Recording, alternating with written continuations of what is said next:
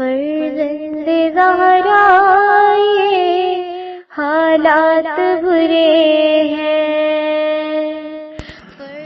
کاشانۂ بصیرت ایک ایسا مکمل یوٹیوب چینل جس پر محروم بصارت کے لیے بالخصوص اور تمام افراد کے لیے بالعموم سینکڑوں کی تعداد میں اسلامی کتب دستیاب ہیں۔ لہذا گزارش ہے کہ آپ اپنی ذمہ داری نبھاتے ہوئے کاشانۂ بصیرت کو سبسکرائب کرنے کے ساتھ ساتھ بیل آئیکن کو پریس کیجیے تاکہ آپ علم کے حصول کے ساتھ ساتھ مذہب اہل بیت کی اشاعت میں بھی اہم کردار ادا کرتے رہیں۔ کاشانۂ بصیرت، کاشانۂ بصیرت، کاشانۂ بصیرت۔ فرزند زہرا یہ حالات برے ہیں۔ السلام علیکم ورحمۃ اللہ وبرکاتہ۔ سامعین، آپ سماعت فرما رہے ہیں کہکشان نیستی، آیت اللہ سید علی قاضی طباطبائی سے متعلق ایک مستند داستان جسے تحریر کیا ہے محمد ہادی اصفہانی صاحب نے۔ آج ہم آپ کے سامنے اس کی 32ویں ریکارڈنگ پیش کر رہے ہیں، صفحہ نمبر 470۔ داستان بیان کریں گے محمد علی نجابت، 1314 قمری 1945 عیسوی، اور داستان شروع ہو رہی ہے سورہ جن کی آیت نمبر 16 سے۔ بسم اللہ الرحمن الرحیم۔ وَأَنَّ لَوْ اسْتَقَامُوا عَلَى الطَّرِيقَةِ لَأَسْقَيْنَاهُم مَاءً غَدَقًا۔ جہاں تک نظر کام کرتی تھی میری آنکھوں کے سامنے سیاہ رنگ کا ایک عظیم اور بے مثال سمندر موجزن تھا۔ آسمان پر درخشاں ستاروں کے ساتھ ایک پر اسرار کہکشاں خود نمائی میں مصروف تھی۔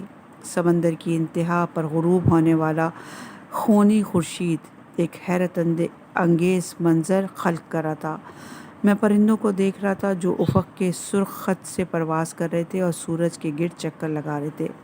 اس دوران میں نے اپنی نظریں گھمائی اور ایک قفنوس کو دیکھا جو اس سیاہ سمندر پر مارتا ہوا باہر نکل کر تیزی سے خط افق کی جانب پرواز کر رہا تھا۔ ایک گرد باد جو بہت دور حرکت میں تھا اور اس نے پانی کو متلاطم کر دیا تھا۔ قفنوس پھڑپھڑا رہا تھا اور اس کے پروں کا سایہ پانی پر منعکس ہونے والی کہکشاں پر پڑ رہا تھا۔ میرے دل کی گہرائیوں سے گویا کوئی پکار رہا تھا کہ یہ کنفوس استاد ہیں جو کہ خورشید کی سمت محو پرواز ہے۔ میں نے ساحل کے کنارے سے اپنی آنکھیں میچ کر اسے تلاش کیا۔ ہاں، وہ مدار خورشید کی کشش میں پہنچ گیا تھا اور تیزی سے اس کی سمت میں پرواز کر رہا تھا۔ اچانک آسمان پر نور کے دھماکے کی مانند خورشید کی چنگاریاں پھیل گئیں اور قنفوس درخشاں خورشید کی جانب بڑھتا چلا گیا۔ گردباد کی چنگھاڑ اور پانی کی موجوں نے ایک پرجوش ملاپ کو جنم دے دیا تھا۔ قنفوس قلب خورشید میں فانی ہو گیا اور اس کے وجود سے نکلنے والے درخشاں جھماکے آسمان میں پھیل گئے۔ اس ملاپ کے ہوتے ہی خورشید پانیوں کے پیچھے غائب ہو گیا۔ سمندر، گردباد، آسمان کی سرخی اور ستارے سب آپس میں مغدم ہو کر میرے سر کے اوپر کہکشاں کے مرکز میں ناپید ہو گئے اور تمام ہستی مکمل ظلمات میں ڈوب گئی اور میں رہ گیا معدوم ہونے، تاریکی اور حیرت کے احساس کے ساتھ۔ میں خود میں واپس آیا، اپنی نگاہیں کتاب کے صفحے سے ہٹائیں اور مرزا محمد کی بات پر دھیان دیا۔ عالم کشف وقت نہیں دیتا ہے، ادراک کے حجابوں کی ضخامت ختم ہوتے ہی خود کو جب چاہے نمایاں کر دیتا ہے۔ مرزا محمد نے کہا، شیخ محمد علی، آپ کچھ دیر کے لیے فکر میں ڈوب گئے تھے، کیا میں اپنا سوال دہرا دوں؟ میں نے اپنی نگاہیں پھیریں، پاؤں سمیٹے، دیوار سے ٹیک لگایا اور اس جوان طالب علم کو دیکھا جسے میں لامتین پڑھ رہا تھا، اور اپنا مکاشفہ چھپانے کی کوشش کرتے ہوئے کہا، آپ دوبارہ پوچھیں شیخ محمد۔ مرزا محمد نے اپنا گلا صاف کیا اور کہا، اگرچہ میرا سوال درس سے ہٹ کر ہے، لیکن مجھے کوئی اور نہیں ملا جس سے یہ سوالات دریافت کر سکوں جنہوں نے مجھے گریبان گیر کر رکھا ہے۔ میں نے سر ہلایا اور ان کی بات سننے کا انتظار کرنے لگا۔ شیخ محمد علی، کیا آپ نے اب تک شیخ محمد جواد انصاری ہمدانی کا نام سنا ہے؟ ہاں میں نے استاد سے ان کے بارے میں سنا ہے۔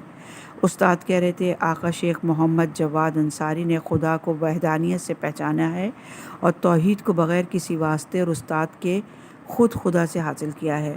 ایسی چیز کم ہی لوگوں کو نصیب ہوتی ہے۔ کیا استاد کی ان سے ملاقات ہوئی ہے؟ میں نے یہ استاد سے پوچھا تھا۔ آقا کیا شیخ محمد جواد انصاری ہمدانی آپ کی خدمت میں شرف یاب ہوئے تھے؟ استاد نے کہا طے ہوا تھا کہ وہ آئیں، بعض لوگ آئے اور ان کے لیے وقت لیا۔ میں نے کہا منگل کو عصر کے وقت آ جائیں۔ جب منگل کی صبح ہوئی تو میں نے دیکھا اور سمجھ گیا کہ یہ بزرگوار فلاں صاحب کے بغیر کہیں نہیں جاتے ہیں۔ وہ صاحب جن کی طرف استاد نے اشارہ کیا تھا ہر جگہ آقا انصاری کے ساتھ جاتے تھے اور ان کی دوستی 30 سال پرانی تھی۔ ان کی استاد سے آشنائی کو بھی 20 سال ہو رہے تھے اور چونکہ سید تھے دونوں ان کا احترام کرتے تھے۔ استاد نے مزید کہا میں نے دیکھا کہ آقا انصاری اگر منگل کو عصر کے وقت آنا چاہیں تو ان سید کے ساتھ آئیں گے، اور ان صاحب نے توحید کے بوجھ تلے آنا قبول نہیں کیا ہے اور ہر کام میں وہ اپنے اوپر بھروسہ کرتے ہیں۔ لہٰذا میں نے کچھ غور کیا تو دیکھا کہ آقا انصاری کو نہ قصہ چاہیے نہ ہی تقدیری استغفر اللہ۔ جو وہ چاہتے ہیں وہ صرف اور صرف معرفت خدا اور ان کی وحدانیت کا بیان ہے، اور وہ توحید کے سوا کچھ نہیں چاہتے، صرف سمجھنا چاہتے ہیں اور تذکر و توجہ۔ میں نے دیکھا کہ ان سید کی موجودگی میں جنہوں نے توحید قبول نہیں کی ہے بلند معارف بیان نہیں کیے جا سکتے، اور اس محترم مرد کا وقت ضائع ہوگا اور ان کا یہاں آنا بیکار جائے گا، کیونکہ اگر توحید کی بات ہو تو وہ استفادہ کریں گے، لیکن اگر توحید پر بات نہ ہو تو فائدہ نہیں اٹھائیں گے اور ان کا وقت تلف ہوگا۔ اسی لیے میں نے عالم معنا میں ان سے کہا ضروری نہیں کہ آپ آئیں۔ میں نے یہاں تک کا واقعہ سنایا اور مرزا کے چہرے پر شرمندگی کے آثار نمایاں ہو گئے۔ جب میں نے دیکھا کہ انہوں نے اپنا سر جھکا لیا اور کچھ بول نہیں رہے تو کہا کیا ہوا مرزا؟ مرزا محمد نے کہا مجھے ایک صاحب کا واقعہ یاد آ گیا ہے آقا۔ کون سا واقعہ؟ انہوں نے گہری سانس لی اور کہا کافی دن ہو گئے ہیں کہ میں استاد کی خدمت میں ہوں اور ان کے دستورات پر عمل کر رہا ہوں۔ ایک دن شیخ محمد جواد انصاری نجف آئے ہوئے تھے۔ جو گاڑی نجف سے کوفہ جا رہی تھی اس کی دوسری منزل پر میری ان سے ملاقات ہوئی۔ ان کی نصیحتوں اور بیانات نے میرا دل چرا لیا۔ جب ہماری گفتگو ختم ہوئی اور میں نے اترنے کا ارادہ کیا تو نیچے آ کر دیکھا کہ استاد اسی گاڑی کی نچلی منزل پر بیٹھے ہوئے ہیں۔ استاد مسکرائے اور کہا شیخ محمد جواد سے دستور لیا ہے؟ میں حیرت زدہ تھا کہ انہیں کیوں کر ہماری ملاقات کی خبر ہے۔ کہا جی استاد، لیکن جب تک آپ اجازت نہ دیں ان پر عمل نہیں کروں گا۔ استاد نے اپنی مسکراہٹ سے مجھے اجازت دے دی۔ حال ہی میں کچھ ایسا واقعہ ہوا ہے جس نے میرے ذہن کو مشغول کر دیا۔ میں انتظار کر رہا تھا کہ وہ اپنی بات آگے بڑھائیں۔ میں نے کہا مرزا محمد آپ بات جاری رکھیں۔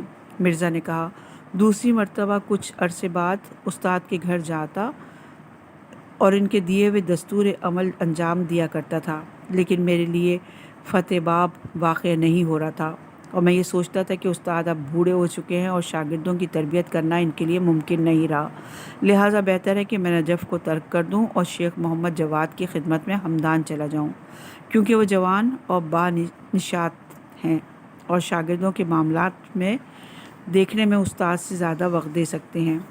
میں انہی خیالات کے ساتھ استاد کے گھر میں داخل ہوا اور جیسے ہی ان کے سامنے بیٹھا انہوں نے مسکراتے ہوئے یہ شعر پڑھنا شروع کیا۔ سبھی طالب دوست ہیں، ہوشیار ہوں یا مست، ہر جگہ خانہ عشق ہے، مسجد ہو یا آتش کدہ۔ یہ شعر سن کر مجھے اس قدر شرمندگی محسوس ہوئی کہ زندگی میں کبھی نہیں ہوئی ہوگی۔ لیکن آقا شیخ محمد علی، میرا سوال اب بھی باقی ہے۔ کچھ دیر میں اس فکر میں رہا کہ استاد تبدیل کر دینا کس درد کی دوا ہے، لیکن مرزا محمد کی بات سے دوبارہ ان کی جانب متوجہ ہو گیا۔ جناب شیخ، آپ پھر فکر میں کھو گئے۔ میرا سوال یہ ہے کہ کیا استاد نے خود یہ نہیں فرمایا کہ جو سیر و سلوک کا طالب ہو، اگر وہ استاد کی تلاش میں اپنی آدھی عمر تلاش اور جستجو میں گزار دے تو یہ قابل قدر ہے، اور وہ جو استاد تک پہنچ چکا ہو اس نے آدھا راستہ طے کر لیا ہے۔ ہاں، یہ استاد کا جملہ تھا، لیکن میں نے کہا یعنی ابھی جو آپ استاد تک پہنچ چکے ہیں تو کیا حقیقت تک رسائی کے لیے استاد تبدیل کریں گے یا ان دستورات کی پابندی کرتے ہوئے استاد بدلنے کے بجائے صبر و استقامت کو اپنا نصب العین قرار دیں گے؟ مرزا محمد نے کچھ تعجب کے ساتھ کہا، آخر مرزا محمد یہ سب بہانہ ہے، میں آپ کو ایک خط سناتا ہوں جو استاد نے کسی وقت اپنے ایک شاگرد کو لکھا تھا تاکہ اپنا مقصد کچھ واضح کر سکوں۔ جی فرمائیے شیخ محمد علی۔ میں اپنی جگہ سے اٹھا اور شیلف سے ایک تحریر اٹھائی، میں نے استاد کے خطوط میں سے نقل کیا تھا اور اسے پڑھنا شروع کیا۔ بسم اللہ الرحمن الرحیم، بعد حمد اللہ والصلاۃ والسلام علی رسول و علیہ۔ حضرت آقا، یہ تمام خرابیاں جن میں وسوسے اور عدم اطمینان شامل ہے، غفلت کی بنا پر ہے۔ غفلت، اس کا کمتر مرتبہ احکام الہی سے غفلت ہے، اور دوسرے مراتب بھی ہیں کہ انشاءاللہ آپ ان تک نہیں پہنچیں گے۔ تمام غفلتوں کا سبب موت سے غفلت ہے اور دنیا میں باقی رہنے کا تخیل ہے۔ پس اگر آپ چاہتے ہیں کہ تمام خوف و ہراس اور وسوسوں سے بچے رہیں تو مسلسل موت اور لقاء اللہ تعالیٰ کی استعداد کی فکر میں رہیں، اور یہ ہے جوہر گرہ بہا اور دنیا اور آخرت میں سعادت کی چابی۔ پس غور کیجئے کہ کون سی چیز آپ کو خود میں مشغول کرتی اور اس سے روکتی ہے۔ اگر آپ عاقل ہیں اور یہ سمجھنے میں آسانی کے لیے آپ کے لیے چند ضروری چیزیں بھی لکھ رہا ہوں تاکہ ان سے مدد لیں۔ اول، تقلید یا اجتہاد کی تصحیح کے بعد فرائض خمسہ اور دیگر فرائض کی بہترین اوقات میں مکمل پابندی، اور کوشش کرنا کہ روز بروز خشوع اور خضوع میں اضافہ ہوتا رہے۔ ہر نماز کے بعد تسبیح صدیقہ فاطمہ زہرا سلام اللہ علیہا، آیت الکرسی کی تلاوت، سجدہ شکر، اور نماز صبح کے بعد سورہ یاسین اور راتوں کو سورہ واقعہ، رات کے نوافل کا خیال رکھنا، سونے سے پہلے ہر شب مسبحات پڑھنا، یعنی وہ آیتیں جو سبح سے شروع ہوتی ہیں، شفا اور وتر میں معوذات پڑھنا، اسی طرح اس میں اور نماز عصر میں 70 مرتبہ استغفار کرنا، اور اس ذکر کو صبح اور مغرب یا صبح اور عشاء کی نماز میں 10 دفعہ پڑھیں۔ لا الہ الا اللہ وحدہ لا شریک لہ لہ الحمد و لہ الملک وہو علی کل شیء قدیر، اعوذ باللہ من ہمزات الشیاطین واعوذ بک ربی ان یحضرون ان اللہ هو السمیع العلیم۔ کچھ عرصے اس کی پابندی کریں تاکہ حال پیدا ہو جس کی بنا پر آپ استقامت کے طالب ہوں انشاءاللہ تعالی۔ مرزا محمد، جو کہ فکر میں ڈوبے ہوئے میرے ہاتھ میں موجود کاغذ کو دیکھ رہے تھے، کہا، شیخ محمد علی، کیا یہ باتیں سچ ہیں؟ کون سی باتیں؟ یہی باتیں۔ مجھے ہنسی آ گئی۔ آپ ہنس کیوں رہے شیخ؟ مجھے استاد سے اپنی پہلی ملاقات یاد آ گئی ہے۔ کیا ہوا تھا؟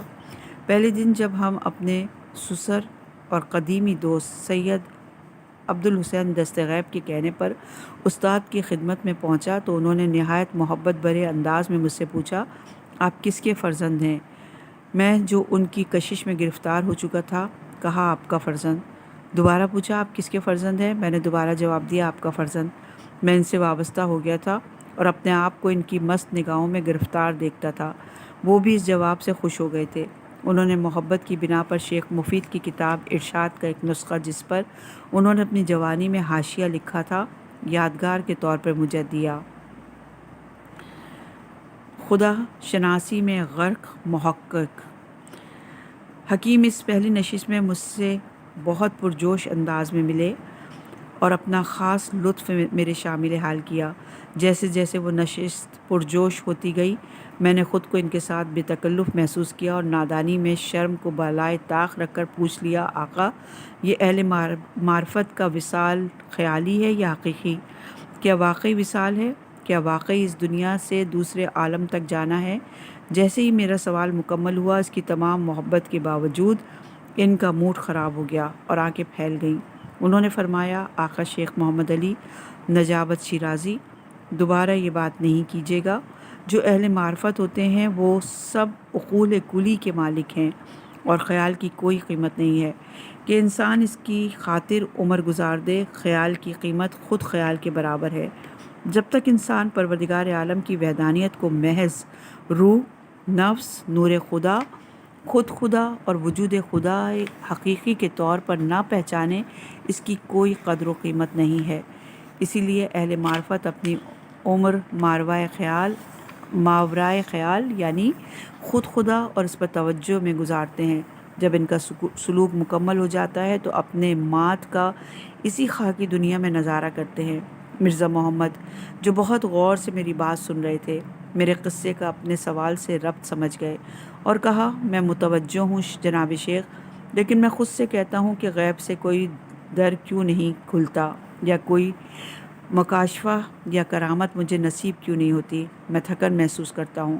مرزا محمد ایک اچھے طالب علم تھے، لیکن تمام طلباء کی مانند ان کا ذہن ایسے سوالوں سے بھرا ہوا تھا جنہیں پہلے ایک واضح صورت دینے کی ضرورت تھی تاکہ مرحلہ با مرحلہ ان کا جواب دیا جاتا۔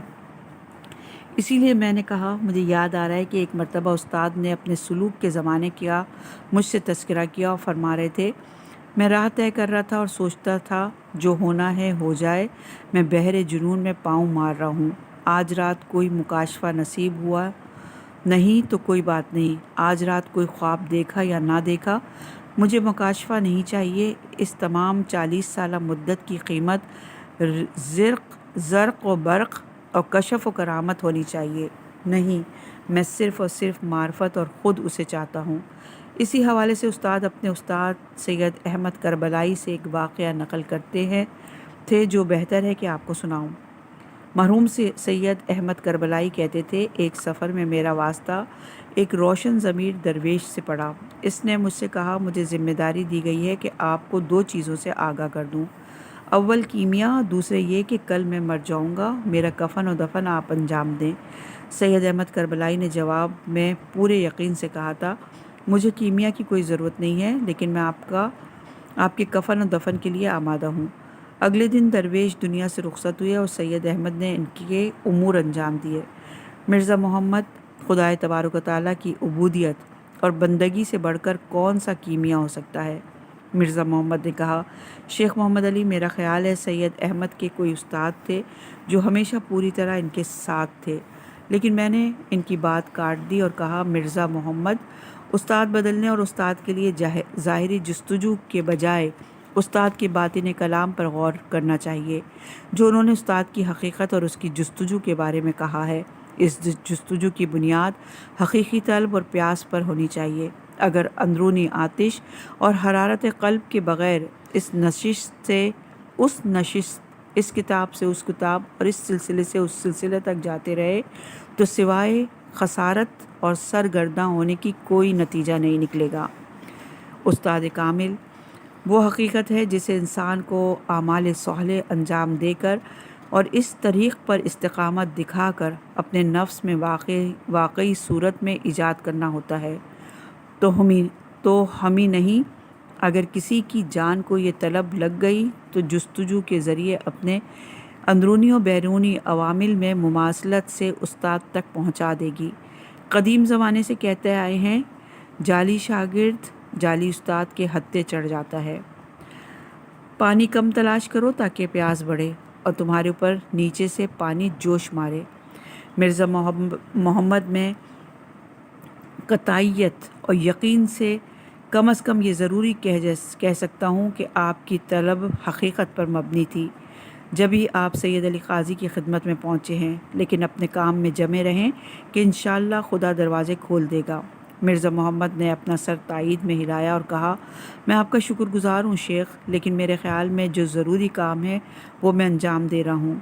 ہم سب ایسے ہی سوچتے ہیں، لیکن یقیناً استاد کے مد نظر جو نصاب ہے ہمارا اس سے فاصلہ زیادہ ہے۔ میں بھول نہیں سکتا ہوں کہ میں نے پہلے دن ہی آپ کو بتایا تھا کہ استاد نے اولین دستور کے طور پر کہا تھا، شیخ محمد علی، ابتدا میں تمہاری گردن پر جس کا بھی حق ہو اسے ادا کر دو۔ میں نے عرض کیا، کافی دن پہلے میرے شاگردوں میں سے ایک اچھی طرح درس حاصل نہیں کرتا تھا، میں نے اسے تنبیہ کی تھی، میرے پاس اس کے ولی سے اس کی تربیت کی اجازت بھی تھی، لیکن مجھے جسمانی سزا کی اجازت نہیں دی گئی تھی، لیکن اب وہ یہاں نہیں ہے کہ اس سے رضامندی حاصل کروں۔ استاد نے دیوریاں چڑھا لیں اور فرمایا کوئی راستہ نہیں ہے، اسے ضرور تلاش کر کے راضی کرو۔ میں نے کہا میرے پاس اس کا ایڈریس نہیں ہے۔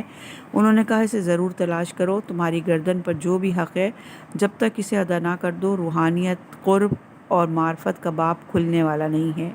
یہ سب حضرت احدیت کے حقوق ہیں اور اس نے اپنی رضامندی کو لوگوں کی رضامندی میں اور ان کے کسی حق کا انسان کی گردن پر نہ ہونے کو قرار دیا ہے۔ مرزا محمد، کیا آپ جانتے ہیں کہ یہ خود کتنا بڑا کام ہے؟ مرزا محمد نے گہری سانس لی اور کہا جی میں سمجھ رہا ہوں۔ اس کے علاوہ استاد کا مکتب مکمل طور پر واجبات کی پابندی، محرمات ترک کرنے سے عبارت ہے۔ اس میں ذرہ برابر کوتاہی طریقت میں انحراف اور سستی کا باعث ہے۔ اس مرحلے پر جم جانے اور جڑ پکڑ لینے کے بعد مستحبات انجام دینے اور مکروہات ترک کرنے کی بات آتی ہے، اور پھر رضا الہی کی خاطر عمل کرنا، اور اس کے بعد فکری دستورات اور بالاتر مراحل کے مخصوص مراقبات۔ لیکن آپ دیکھیں کہ کیا ہم ان ابتدائی مراحل کو بھی درست طریقے سے انجام دے رہے ہیں کہ اعلیٰ تر مراحل کا دسترخوان ہمارے لیے بچھایا جائے۔ سید ہاشم رضوی ہندی استاد کے زیادہ قدیم شاگردوں میں سے ایک مرتبہ کہہ رہے تھے کہ ایک دن کسی شخص کو قاضی نے کے حضور لایا گیا کہ آقا اس کا ہاتھ تھام لیں اور اس کی رہنمائی فرمائیں۔ استاد نے اس درخواست کے جواب میں فرمایا تھا ان صاحب سے کہیں کہ وہ نماز کو اول وقت ادا کیا کریں۔ جلدی معلوم ہوا کہ وہ شخص عبادتوں میں وسوسے رکھتا تھا اور نماز کو آخری وقت تک ملتوی کرتا تھا۔ اگر ہم استاد کی مراقبت تم سے بیان کرنا چاہیں تو اس کے لیے گھنٹوں کا وقت درکار ہے۔ مثال کے طور پر کسی شخص نے حرم مطہر میں اپنے پیر پھیلا رکھے تھے اور اس کے بعد جب وہ استاد کی خدمت میں آیا تھا تو انہوں نے بلا فاصلہ اس سے کہا تھا کہ حرم مطہر امام علیہ السلام کا محضر ہے اور وہاں حرمت شکنی نہیں کی جانی چاہیے۔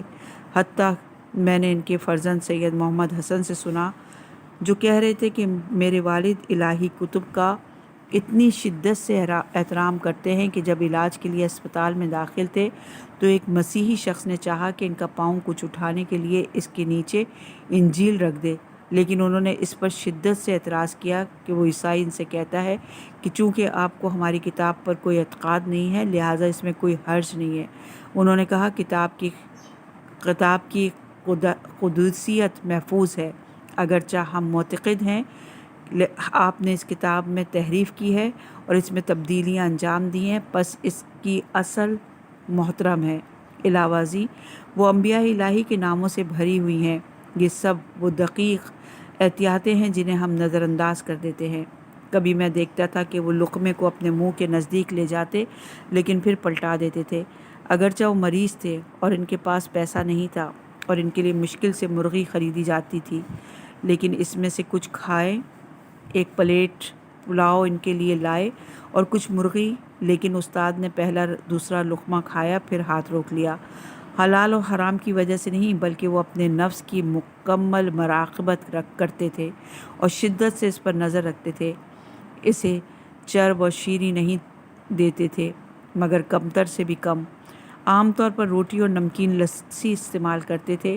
استاد واقعی کم خوراک اور اپنے احوال میں بہت محتاط تھے اور وہ کہتے تھے مجھے اس کا خوف ہے کہ چونکہ یہ نفس چرب اور شیریں کا بہت لالچی ہے، اگر میں اسے دوں تو میری نیند بڑھا دے گا۔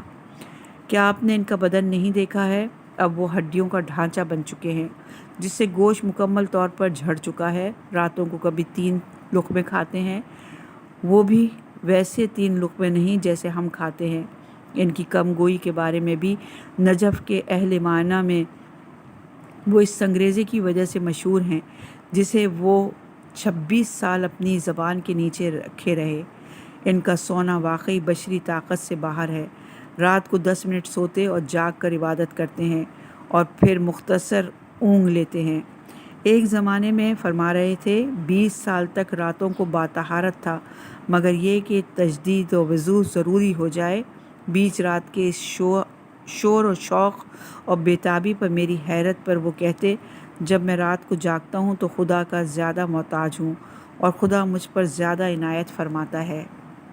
مرزا محمد، اصل بات یہ ہے کہ اگر ہم جانتے ہیں کہ استاد ایسے انسان ہیں جو ولایت و شریعت آل محمد علیہ السلام میں فانی ہیں، تو اس ایسے راستے پر شک کرنے کے بجائے بہتر ہے کہ ہم اپنے آپ پر اور اپنی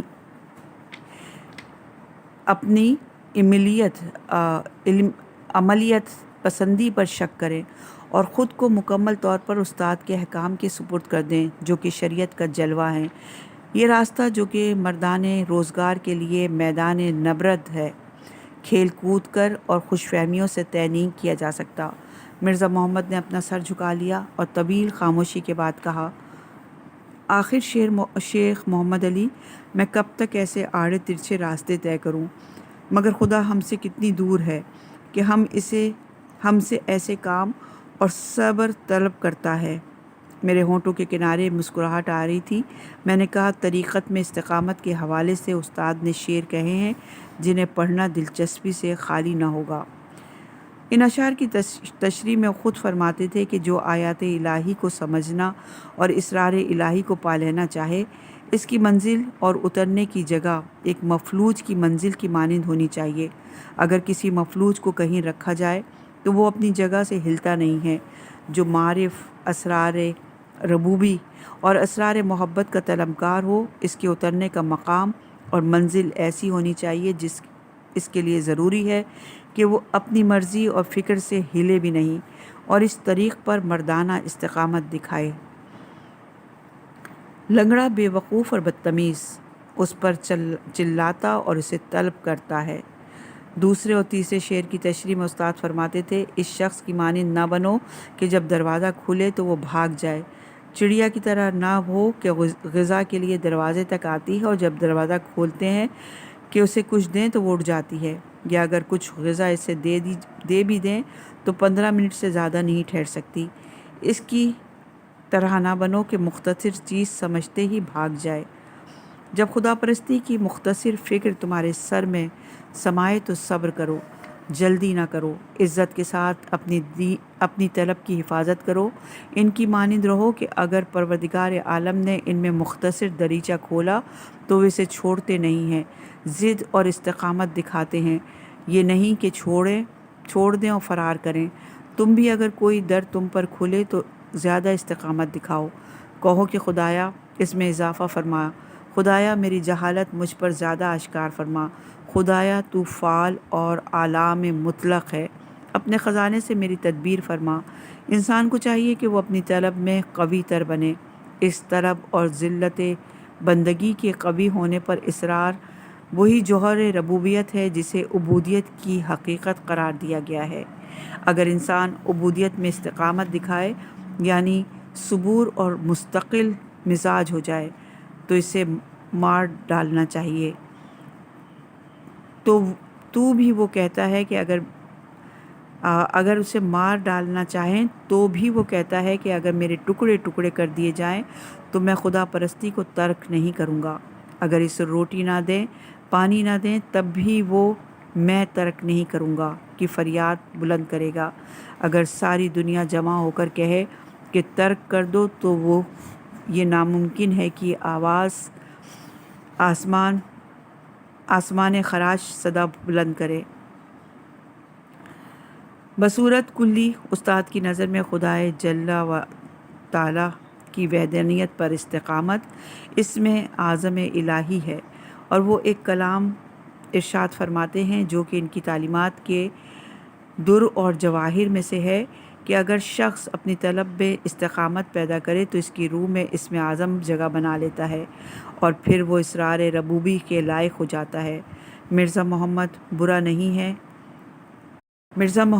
برا نہیں ہے اگر میں وہ مخمس جو استاد اکثر پڑھا کرتے تھے اور جس میں شہود عاشقی کے بارے میں لطیف اشارے موجود ہیں تمہیں سناؤں۔ مرزا مشتاق آنکھوں سے استاد کے پسندیدہ اشعار سننے کے لیے آمادہ ہو گئے۔ مرزا کی آنکھوں سے آنسو بہہ نکلے تھے۔ انہوں نے کہا، جناب شیخ، میرا دل چاہتا ہے کہ سب کچھ چھوڑ دوں اور ملا حسین قلی ہمدانی اور سید مرتضیٰ کشمیری جیسوں کی مانند زاہد اور عابد بنوں اور دنیا و مافیا کو بالکل بھول جاؤں تاکہ اپنا مقصد پا سکوں۔ میں اس جوان سے کیا کہہ سکتا تھا کہ ایک طرف درد عشق اس کی جان کو لاگو ہو گیا تھا تو دوسری جانب وہ سیر اللہ کے ابتدائی مراحل سے نہیں نکل پایا تھا اور نہیں چاہتا تھا کہ اس راہ میں استقامت کے لیے ضروری صبر و تحمل کو اپنائے۔ میں نے اپنا ہاتھ اس کے شانوں پر رکھا اور کہا، مرزا محمد، استاد کی روش ان کے استاد کے استاد ملا حسین قلی ہمدانی سے مختلف ہے۔ ملا حسین قلی اور سید مرتضیٰ کشمیری نہایت بزرگ اور خاصے انسان اور بے بدیل عارف تھے۔ ان کی روش ترک دنیا اور اس سے دل ہٹا لینا تھا، لیکن استاد جس مرحلے اور مرتبے میں ہم موجود ہیں اس کے بارے میں کہتے ہیں، آپ اپنی دنیا کو رکھیں، بیوی، اولاد اور مادی اور خدا دادی نعمتوں کو رکھیں اور اسے طبعی اور عام زندگی میں خدا اور معنویت کی سمت سیر و حرکت کو مد نظر رکھیں۔ یہ طریقہ ہم تک پہنچنے والی اہل بیت علیہ السلام کی سیرت سے نزدیک تر اور جامع تر ہے اور دنیاوی زندگی کی بنیاد کو مختل نہیں کرتا اور اس میں سالک بطور کلی سیر اللہ کے لیے ظاہری اور خشک زہد کو حرکت کا ذریعہ بنانے کی بجائے سلوک قلبی، مراقبہ اور حق تعالیٰ کو مد نظر رکھنے کو اپنا مسلک قرار دیتا ہے۔ اسی لیے آپ دیکھتے ہیں کہ استاد ظاہری طور پر ہمیشہ بہت صاف ستھرے اور مرتب رہتے ہیں، اپنے بالوں اور ہاتھوں کو مہندی لگاتے ہیں اور جوتوں اور لباس کی صفائی کو بہت اہمیت دیتے ہیں۔ اگر آپ غور کریں تو زیادہ تر اوقات میں اچھی خوشبو استعمال کرتے ہیں اور مسلسل یہ کہتے ہیں کہ یہ بدن ہماری سواری ہے اور اس کا خیال رکھنا ضروری ہے۔ یہ طرز فکر انسان کو اجتماع سے دوری اور گوشہ نشینی کے بغیر محیط بنا دیتا ہے۔ نماز شب کے وقت شاداب رہنے کے لیے خود فرماتے تھے کہ جب آپ نیند سے جاگیں تو مختصر چیز مثلاً چائے یا نمکین لسی پی لیں تاکہ جانماز پر سرحال رہیں۔ آپ یہ نہیں دیکھیں کہ ان اواخر میں وہ خود پر کس قدر سختی کرنے لگے ہیں۔ سیر اللہ ایک طویل اور پرفراز و نشیب راستہ ہے جس میں ضروری ہے کہ انسان کی سواری اور بدن سلامتی کے ساتھ اس کے سفر اور حضر کا ساتھی ہو اور اس کا خیال رکھنا اور اعتدال سے کام لینا ضروری ہے۔ مرزا محمد تو لگتا تھا کہ اس دن اپنے ذہن میں موجود ہر سوال پوچھ لینا چاہتے ہیں اور لاما کا درس تو بھول ہی چکے تھے۔ کہا، شیخ محمد علی، آپ نے عجیب نکات بیان کیے، میں آپ کے لطف کا ممنون ہوں، لیکن ایک اور سوال ہے۔ میں نے اپنی پیشانی سے پسینہ صاف کیا اور کہا، پوچھے، کوئی حرج نہیں ہے۔ مرزا محمد نے کہا، کیا آپ جانتے ہیں استاد سیر اللہ میں کہاں تک حرکت کر چکے ہیں اور کس منزل پر موجود ہیں؟ ان کا ہر سوال کسی ایک طرف کا نشانہ لیتا تھا۔ مجھے ہنسی آ گئی تھی، لیکن جواب دینا ضروری تھا، اسی لیے کہا، استاد کی عمر ابھی 79 سال ہے۔ وہ سالہ سال متعدد اساتذہ کے زیر تعلیم رہے ہیں۔ ان کا رویہ چھپانے اور اپنے مقامات اور احوال بیان نہ کرنے پر مبنی ہے۔ مجھے کیسے معلوم ہو سکتا ہے مرزا محمد؟ میں چاہتا تھا کہ اگر آپ کچھ جانتے ہوں تو جہاں تک آپ مصلحت سمجھیں مجھے بتا دیں، میرے لیے ان کے دستورات کی پابندی کرنے میں قوت قلب کا باعث بنے گا۔ میں نے اپنا سر جھکایا اور فکر میں ڈوب گیا۔ مجھے وہ قنفذ، اقیانوس، گرد باد، خورشید اور اس منظر کے اوپر موجود کہکشاں سب کچھ یاد آ گیا تھا۔ چند لمحے استاد کے مقامات کے بارے میں سوچتا رہا جہاں میرے ادراک کی پہنچ نہیں تھی اور سمجھ نہیں پا رہا تھا کہ اس تازہ طالب علم کے سوال کا کیا جواب دوں۔ آخر کار مرزا محمد کی نگاہ شوق کی گرمی سے دوبارہ اپنے حواس میں آیا اور خدشات کو پس پش ڈال کر الفاظ چباتے ہوئے کہا، چند دن پہلے جب میں استاد کی خدمت میں تھا تو بات شروع ہوئی اور سوالات کے جواب میں استاد نے فرمایا، میں صورت سے تجرد کے مقام پر فائز ہوں۔ مرزا محمد نے حیرت سے پوچھا، صورت سے تجرد کے مقام پر؟ ہاں، کیا کبھی توحید میں انداک، منہدم اور سپاٹ ہو جانا کے بارے میں کچھ سنا ہے؟ میں نے نہیں سنا ہے جناب شیخ۔ کیا ممکن ہے آپ وضاحت فرمائیں؟ کچھ سوچ کر میں نے کہا استاد معتقد ہیں کہ اہل بیت علیہ السلام اور ان کی درگاہ میں خاص افراد کے بعد پوری تاریخ میں 3 اشخاص توحید میں مندک یعنی فانی ہیں، سید مہدی بحر العلوم ابن فہد ہلی اور سید ابن طاؤس علی اللہ مقامہ شریف۔ میں توحید میں انداق کو آپ کے لیے اس طرح واضح کرتا ہوں کہ اگر خود خدا انسان کی پہچان اور معرفت کا ذمہ لے لے تو وہ شخص عالم صورت سے عبور کر جاتا ہے، یعنی ابھی وہ جانتا ہے اور یقین رکھتا ہے کہ خدا ہے، لیکن یہ علم نیچے سے اوپر اور صورتوں کو پہچان کر اور یہ سمجھ کر کہ ان مخلوقات اور صورتوں کا خالق وہ ہے جس ہے انسان کے صحیفہ ایمان کی تکمیل ہوتی ہے۔ لیکن جب خدا خود کو عبد کی شناخت کی راہ میں قرار دیتا ہے اور اللہ کو اللہ سے پہچانوں کی حقیقت اس پر متجلی ہوتی ہے اور وہ اپنی ذات کی پہچان اپنے عبد کو کرواتا ہے، اس وقت سالک خود سے ربوبی کے مقام و منزل تک پہنچ جاتا ہے۔ وہ لا افق جو کہ ماوراء زمان و مکان ہے، جب وہاں پہنچ جائے تو اس کے لیے واضح ہو جاتا ہے کہ جہان کو خلق کرنے سے ذرہ برابر حق کی دارائی میں اضافہ نہیں ہوا ہے اور نہ ہی رائی برابر اللہ سبحانہ و تعالیٰ میں کوئی کمی واقع ہوئی ہے۔ وہ اس مقام تک پہنچ جاتا ہے اور جس میں اس حقیقت کا مشاہدہ کرتا ہے جس کی وجہ سے وہ سمجھ لیتا ہے کہ کوئی خلقت بھی مستقل طور پر وجود نہیں رکھتی، اللہ تھا اور اس کے ساتھ کچھ نہ تھا اور اب بھی ایسا ہی ہے، جو بھی ہے اس مقام ربوبی سے ہے۔ دوسری صورت میں اشراق یعنی نور ہیں، فیض تجلی ہیں۔ وہ سمجھ لیتا ہے کہ صورتیں سراب ہیں، وہ جان لیتا ہے کہ شخص جتنا بھی محترم ہو وہ اس میں پروردگار کے شامل ہونے اور اس پر پروردگار کے فضل کی بنا پر ہے۔ بندہ ایسی جگہ پہنچ جاتا ہے کہ خدا کو اسماء اور صفات میں دیکھتے ہوئے خود اسماء اور صفات کو نہیں دیکھتا ہے اور نتیجتاً کسی خلقت کو درمیان میں نہیں پاتا ہے، خدا کو دیکھتا ہے۔ والسلام۔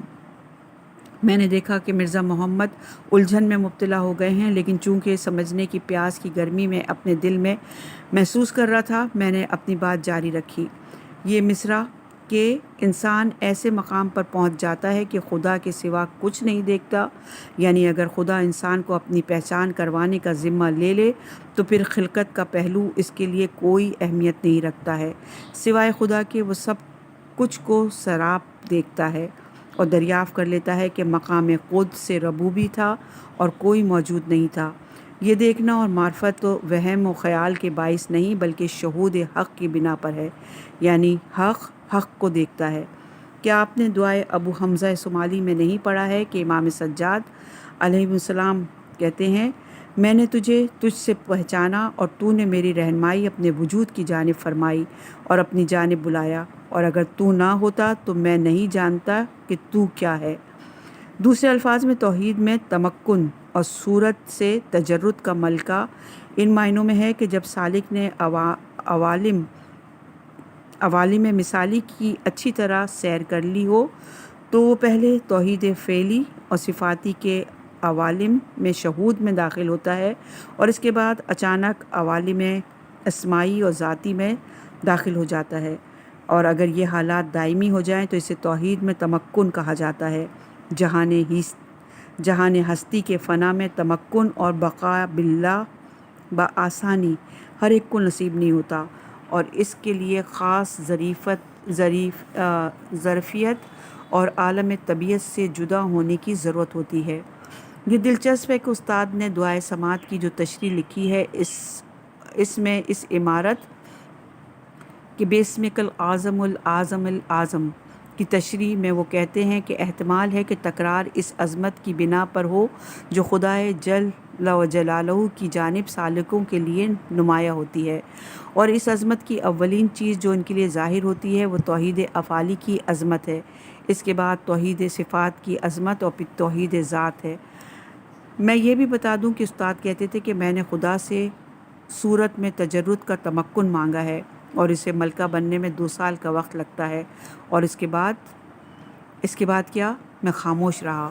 میں نہیں چاہتا تھا کہ مرزا محمد کو جواب دوں، لیکن استاد نے جس انداز میں کہا تھا اس سے واضح تھا کہ ان میں مزید اس دنیا میں رہنے کی سکت نہیں ہے اور صرف اس تمکن کے انتظار میں ہیں اور اس کے بعد اس خاکی دنیا سے روانہ ہو جانا چاہتے ہیں۔ مجھے معلوم نہیں تھا کہ انہیں کیسے اطمینان تھا کہ اس بات کو 2 سال لگیں گے۔ اس کے بعد چند لمحے خاموشی میں گزر گئے، لیکن اچانک حجرے کے دروازے پہ زور سے دستک ہوئی اور ہم دونوں اپنے حواسوں میں آ گئے۔ میں اٹھا اور دروازہ کھولا۔ سید عباس کاشانی تھے، پسینہ پسینہ اور مضطرب چہرے کے ساتھ۔ بغیر کسی تمہید کے سلام کیا اور کہا، شیخ محمد علی۔ شیخ محمد علی، آقا کے گھر میں کل رات آگ لگ گئی۔ میری سٹی گم ہو گئی۔ گویا میں چند لمحے اس کنفوس کو اپنی نظروں کے سامنے دیکھ رہا تھا جسے سورج کی چنگاریاں خود ہی محو کر رہی تھیں۔ میری آنکھوں میں اندھیرا پھیل گیا۔ میں نے محسوس کیا کہ میرے دل اور وجود کی گہرائی میں لرزہ طاری ہو گیا ہے۔ مجھے وہ مکمل تاریکی یاد آئی جو غروب خورشید سے اس اقیانوس اور کہکشاں پر چھا گئی تھی اور اس نے ہستی کو نگل لیا تھا۔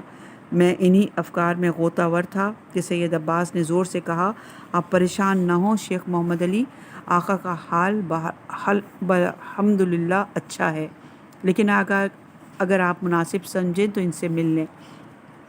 ان کی طبیعت کچھ ٹھیک نہیں تھی۔ میرے سینے میں جو سانس رکی ہوئی تھی اسے شدت سے باہر نکالا اور تانا دیتے ہوئے کہا، سید عباس، یہ دستک دینے اور خبر پہنچانے کا کون سا طریقہ ہے؟ خدا تمہارے والد کی مغفرت کرے، آپ نے میری جان نکال دی۔ سید عباس نے اپنے قوی اور بزرگ پیکر کے ساتھ ہاتھ اٹھایا اور پسینہ صاف کر کے مسکرایا اور کہا، کیا کروں شیخ، میں بوکھلا گیا تھا۔ میں نے سوچا جلدی سے کہہ دوں کہ آپ آقا سے مل لیں۔ میں نے جلدی سے اپنی قبا پہنی، امامہ سر پر رکھا اور مرزا محمد کو خدا حافظ کہہ کر جدیدہ کی طرف چل پڑا۔ یہ کیسا ماجرا تھا؟ میں نے سوچا کہ شاید کسی نے استاد کے گھر میں آگ لگائی ہوگی۔ الزام لگانا کیسے اور دھمکیاں سب اپنے عروج پر پہنچ گئے تھے۔ میں ان سے رابطے میں تھا، اس لیے میرا شہر یہ بھی مکمل طور پر منقطع کر دیا گیا تھا اور اس زمانے میں شدید تنگ دستی میں بسر کر رہا تھا، لیکن یہ اپنی جگہ قیمتی تھی۔ میں ہانپتا کانپتا بازار حبش اور شارع رسول سے ہوتا ہوا جدیدہ پہنچا۔ جب استاد کے گھر کے نزدیک پہنچا تو دیکھا کہ گھر کے کمرے کی دیوار آدھی جلی ہوئی تھی۔ میں نے جلدی سے دستک دی اور انتظار کرنے لگا۔ چند لمحوں بعد استاد کے فرزند سید محمد حسن دروازے پر آئے۔ میں نے اجازت چاہی اور اندر داخل ہو گیا۔ مجھے یقین نہیں آ رہا تھا کہ ان ملاقاتوں کا شیشہ عمر جلد ٹوٹ جائے گا۔ میں استاد کے پاس گیا۔ میں سمجھ رہا تھا کہ وہ بے حال و مریض کسی گوشے میں پڑے ہوں گے، لیکن جب میں داخل ہوا تو ہمیشہ کی طرح محبت بھرے انداز میں بیٹھے ہوئے تھے اور اپنے ہونٹوں پر مسکراہٹ کا پھول سجائے میرا انتظار کر رہے تھے۔ میں نے جلے ہوئے کمرے اور ان کی پیشانی پر موجود دھوئیں کے سیاہ نشانوں کو دیکھا۔ گویا کچھ بھی ان سے یہ ہنسی چھین نہیں سکتا تھا۔